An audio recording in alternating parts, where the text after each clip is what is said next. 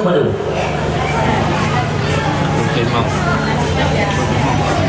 Proklamasi kemerdekaan Indonesia terjadi pada tahun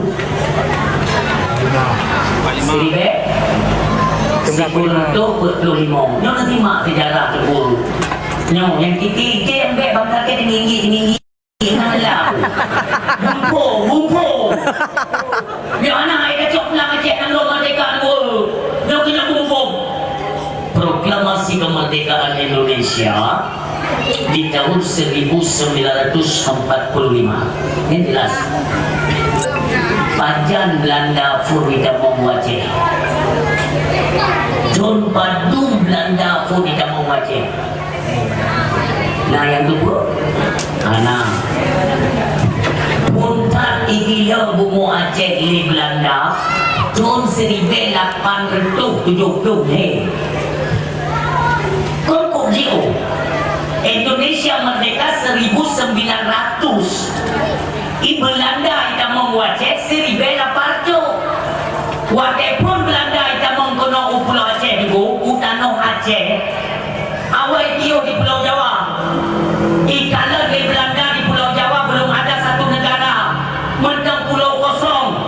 Artinya ini menjadi bukti kuat bahwa Aceh awal kana Indonesia golongna, maka modal dasar berdirinya Indonesia itulah daripada modal kita bangsa Aceh. Tapi beta pengarah punya ni yang pelan pengah adalah nyomono Aceh pak masanya musuh nama sampai tu unang luar hai pikir di Belanda. Nak pernah dengar Umi seorang jenderal yang terkenal yang bernama Jenderal Kohler. Nak pernah dengar namanya? Kohler, terkobo.